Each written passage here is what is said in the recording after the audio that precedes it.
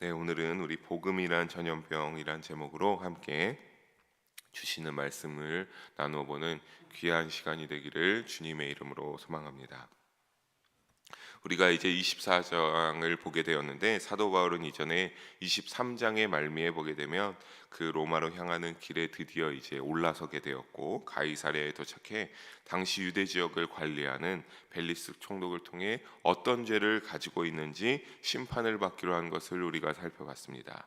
그러면서 일단 거기 가이사랴에 도착해서 이 로마 군사들의 그 영내 안에서 거할 수 있게 되면서 다행히 유대인의 암살단의 계획에서 벗어날 수 있게 되었습니다. 그리고 그 무엇보다 안전하게 심판의 때까지, 재판까지 기다릴 수 있었는데, 다 이것은 하나님의 섭리였습니다.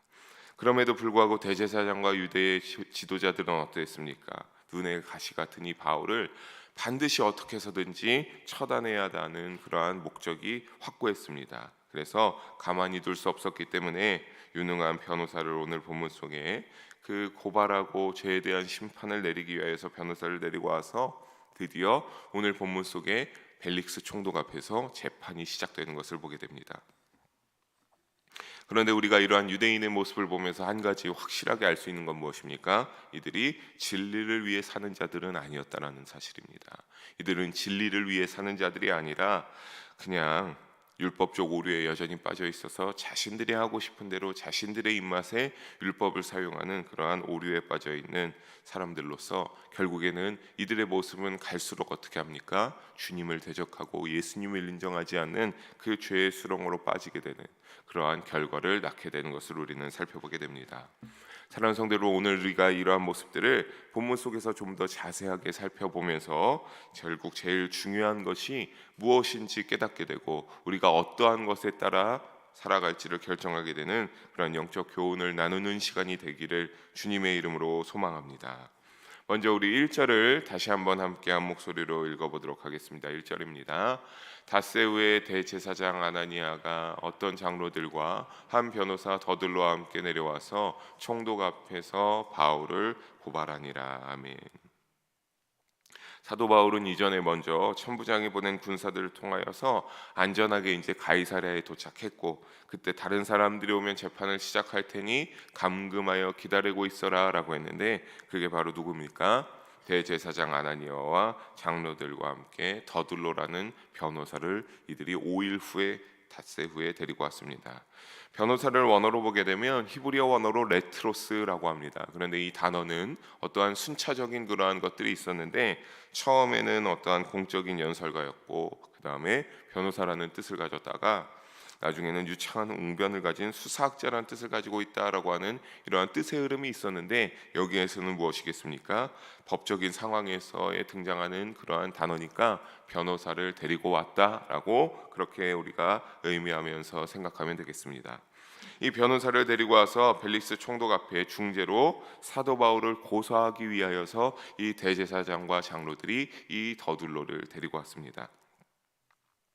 사실 그런데 우리가 알아는 것처럼 우리가 이 변호사까지 데리고 와서 전문적으로 이제 재판 가운데 임한다라고 하는 것은 어떻게 해서든지 무엇입니까?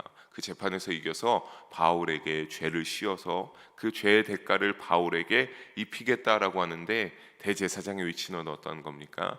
당시의 말씀을 가르치는 사람으로서, 하나님의 그러한 뜻을 가르치는 사람으로서 무엇보다 그 가운데 하나님의 사랑이 동일하게 있어야 하는 자인데, 그런 것이 아니라 바울을 죽이기 위해 수단과 방법을 가리지 않고 온갖 권무술수를 자행하고 있는 그 모습을 보면서 그가 얼마나 오염되어 있고 변질되어 있고 하나님을 향한 믿음이 온전하지 않은 자임을 우리는 깨닫고 살펴볼 수 있습니다.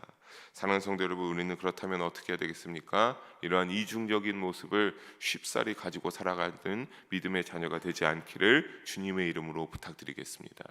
우리는 겉과 속이 다른 이런 위선적인 모습이 아니라 오직 그런 죄를, 내 유혹이 있을 때마다 회개로 주님 앞에 무릎으로 나아가면서 주님 앞에 온전한 믿음으로 나아가고자 결단하는 우리 모두가 되기를 주님의 이름으로 축복합니다.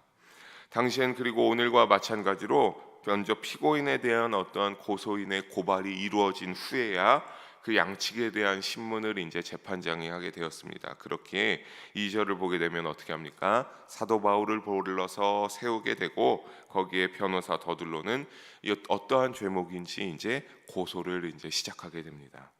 뭐라고 하는지 그럼 이어서 우리 3절을 함께 한 목소리로 읽어보도록 하겠습니다. 벨릭스 카카여, 우리가 당신을 힘입어 태평을 누리고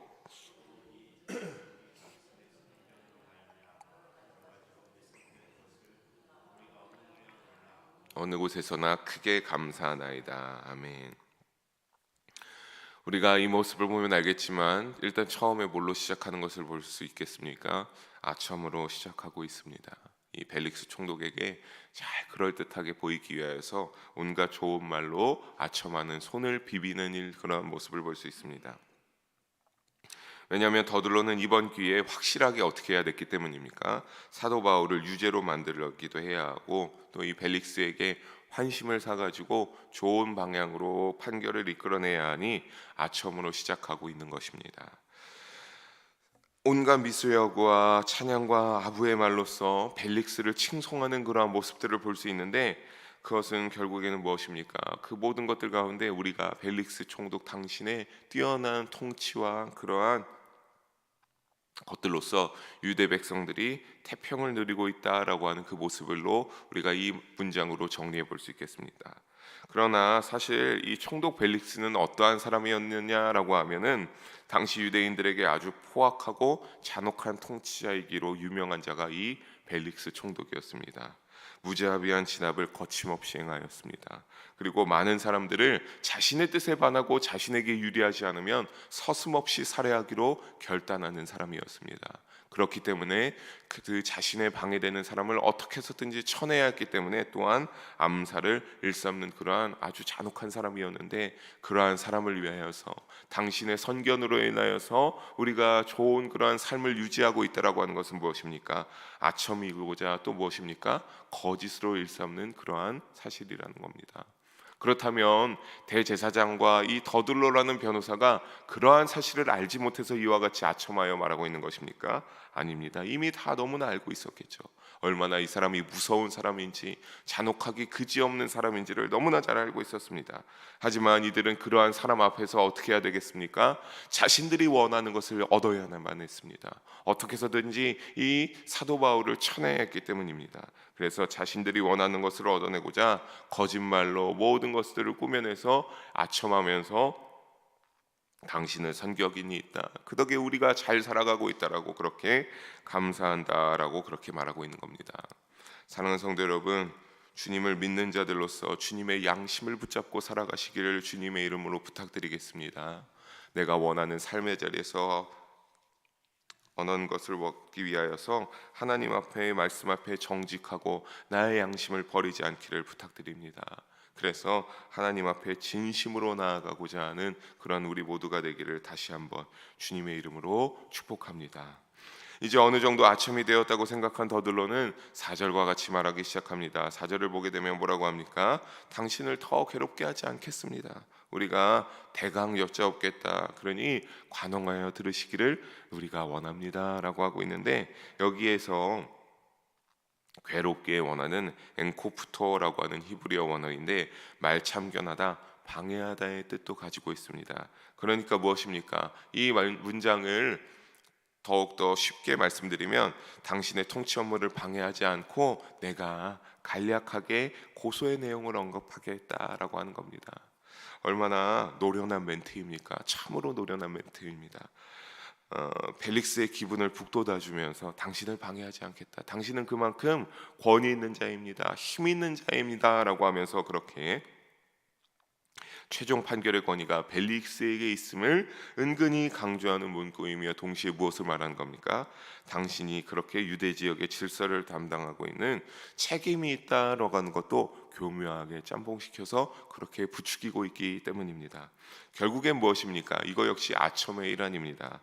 더들로는 그러면서 간략하게 사도 바울에 대하여 말하기 시작합니다. 드디어 이제 아첨이 끝나고 어떠한 죄목을 가지고 있는지 사도 바울의 그 죄목을 낱낱이 말하게 되는데, 뭐라고 하는지 우리가 5절과 8절 길지 않으니까 함께 읽어보도록 하겠습니다. 5절과 8절입니다. 우리가 보니 이 사람은 전염병 같은 자라 천하에 흩어진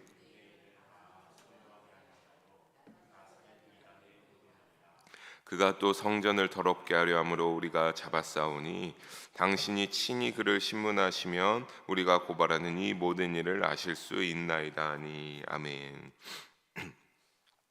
5절에서 8절에 이제 이 사도 바울이 어떤 죄를 가지고 있는지 말하기 시작하는데 크게 세 가지로 우리가 살펴볼 수 있겠습니다. 첫째는 무엇입니까? 첫째는 바로 사도 바울은 무엇과 같은 존재라고 합니까? 전염병 같은 존재라고 말하고 있습니다.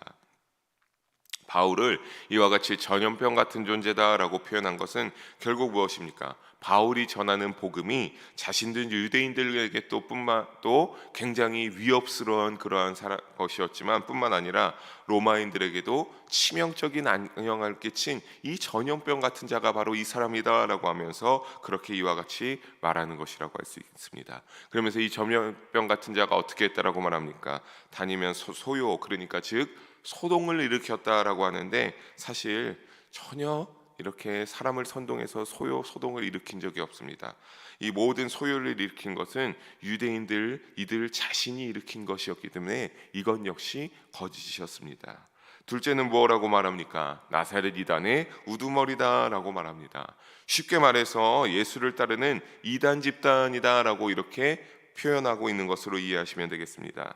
당시에는 그런데 이와 같이 스스로 메시아라 하는 자들이 반외세 반로마를 외치면서 소동을 일으키는 경우가 있었다라고 합니다. 그 소동의 주인공이 바로 누구라고 말하는 겁니까? 집단인 이 우두머리 되는 바울이 그 소동을 일으킨 주도자다, 우두머리다라고 이렇게 표현하고 있습니다. 이것이 사실이라면 큰 문제입니다. 당시의 로마는 이러한 자신들에 대하여서 반발을 일으키는 자들에 대해서는 얄짤없이 군사들을 병력들을 동원해서 그들을 제압하고 그들의 목숨을 처단했습니다. 그러나 바울은 그렇지 않았습니다. 선동하지 않았습니다. 이 세상이 아닌 영원한 하나님의 나라의 왕이 되신 그리스도 예수님을 전파하였기 때문입니다. 그러니까 이건 역시 무엇입니까? 사도 바울을 예수님을 인정하지 않는 이들이 사도 바울을 어떻게 해서든지 끌어내리기 위한 거짓으로 프레임을 씌우는 것이라고 보면 될 수 있습니다. 그리고 마지막 셋째는 무엇입니까? 이 사도 바울이 어떻게 하였다라고 하는 겁니까? 성전을 더럽게 하였다라고 말하고 있습니다. 이 사도 바울은 성전을 더럽게 하는 자입니다라고 말합니다. 사실 이것은 유대인들에게 제일 중요한 시안입니다. 이 로마인들에게 성전을 더럽혔다라고 하는 것은 그다지 중요하지 않습니다. 왜냐하면 우리가 이전에도 사도행전을 보았듯이 로마인들은 그것에 대하여서 나름 선대를 베풀고 관대함을 베풀어 줬기 때문입니다. 다만 이런 것들을 남들에게 조금은 강요하고 종교적인 색깔을 권면하고 띄게 되면 그때는 문제 삼았지만 이들에게 이 성전 모독이라는 것은 다른 종교들도 인정해 주었기 때문에 크게 문제가 되지 않았습니다. 하지만 이 유대인들에게 성전을 더럽혔다라고 하는 것이 죄악이 성립되면 중요한 것은 당시 유대의 율법에서는 성전 모독이 인정이 되면 사형을 할 수 있었기 때문입니다. 또한 이것을 로마인들에게 그렇게 제시했을 때 가끔 로마인들이 그것을 이제 관용하고 받아들여줘서 그래 그의 목을 쳐라라고 하는 그러한 경우도 종종 있었기 때문에 어떻게 해서든지 이것을 확실하게 하기 위하여서 사도 바울에게 죄를 씌웠는데 하지만 우리가 아는 것처럼 사도 바울은 전혀 성전을 더럽힌 적이 없었습니다. 그 가운데서 먼저 사람들을 만나고 진리를 전하고 말씀을 전하면 전했지 거기에 가서 분위기를 흐트린 거나 더럽히는 적이 없었습니다. 결국 이 세 가지를 보면서 우리가 알 수 있는 것은 무엇입니까? 예수님을 하나님의 아들로 인정하지 않는 이들이 복음을 전하는 사도 바울에게 무엇을 하고 있습니까? 온갖 죄악을 다 갖다 씌워서 제거하고자 하는데 목적이 있음을 우리가 알 수 있습니다. 과장시켜서 고소하였으며 8절에 이 모든 일을 결국엔 어떻게 하면 알게 될 것이라고 말합니까? 총독 벨릭스여 당신이 신문하게 되면 이것을 알게 될 것이다 라고 말합니다. 여러분 이건 역시 아첨입니다. 그러니까 서둘러는 이렇게 말하면 이 위험 있는 권위 있는 자 앞에서 사도 바울이 긴장하고 두려워하면서 모든 것을 그냥 인정하고 낱낱이 시인할 줄 알았습니다.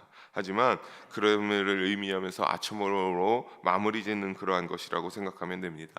그러면서 마침 구절을 이어서 보게 되면 대제사장과 장로만 온 것이 아니라 또 많은 유대인들이 데리고 와서 뭐라고 합니까? 이것이 옳다라고 그렇게 주장하는 모습을 보게 됩니다. 그러니까 어떻게 해서든지 이러한 모든 것들을 다 압박하기 위하여서 그렇게 말하는 유대인들의 따라온 다른 이런 증인으로 오고자 하는 유대인들이 옳다라고 하자마자 드디어 이제 더들로는 자신의 말을 마치게 됩니다. 하지만 여러분, 가만히 보면 결국 모든 죄목들은 무엇입니까? 거짓이 대부분이었습니다. 되게 과장시켜 놨고 사도 바울에게 다 그 프레임을 씌워서 어떻게 해서든지 사도 바울을 죽이고자 하는 데 목적이 있었습니다. 이들은 가만히 보면 하나님을 믿는다라고 말하고 율법을 말씀을 인정한다라고 말하지만, 사랑하는 성도 여러분, 가만히 생각해 보십시오. 이들은 하나님을 믿는 자가 아니라 하나님을 이용하는 악한 죄악이 가득한 자들입니다. 그 말씀을 안다면 이렇게 하지 않을 수 없지 않겠습니까? 예수님을 인정하고 구주로 인정해야 되는데 이들은 자신의 그러한 이익과 자신의 자리만을 위하여서, 자신의 위치를 위하여서라면 자신의 그러한 혈기를 통하여서 교묘하게 하나님을 도구 삼아서 자신의 이익을 요청하는 그러한 자들임을 우리는 깨닫게 됩니다. 사랑하는 성도 여러분, 하지만 우리는 알아야 됩니다. 이러한 것들을 통해서 많은 사람을 가지고 와서 목소리를 낸다라고 해서 다수가 결단코 진리가 될 수는 없습니다. 진리는 오직 예수님의 말씀뿐이 없음을 기억하시기 바랍니다. 오직 우리를 대신해서 십자가에 돌려 돌아가신 그 계획을 제공하신 하나님밖에 진리가 되지 않으심을 잊지 마시기 바랍니다. 이것을 우리가 겸손과 낮음으로 그분들 예수님과 하나님 앞에 받아들이는 우리가 되어서 주님의 그러한 앞에 겸손하게 나아가는 우리 모든 영의 성도님들, 또 제가 되기를 주님의 이름으로 간절히 소망하며 부탁드리겠습니다. 사랑하는 성도들, 말씀을 정리하면서 오늘 본문의 고소 내용을 살펴보니 결국에는 복음의 실체가 더욱더 명확하게 드러난 것을 보게 됩니다. 복음은 어떠합니까? 전염병처럼 강력하게 퍼지게 됩니다. 그래서 어둠에 있던 자들을 빛으로 나오게 되는데, 강력한 전염병이다라고 하는 그 사도 바울에게 프레임을 씌웠던 것처럼 그 말대로 그것을 막을 수가 없습니다. 감당할 수가 없습니다. 그리고 강력한 복음의 영향력을 전염병처럼 복음은 강력한 복음의 영향력을 행사하고, 이것은 우리가 알아야 할 것은 복음은 전염병처럼 죽음으로 몰아가는 것이 아니라 오히려 생명으로 몰아가는 유익한 전염병이 됨을 잊지 마시기를 바랍니다. 그래서 우리가 예수님 안에서 영원한 생명을 얻는 법을 깨닫게 하고 알아야 되기 때문입니다. 그래서 저는 여러분들에게 부탁드리기를, 우리도 이 전염병에 아주 심각하게 걸린 자들이 되기를 주님의 이름으로 부탁드리겠습니다.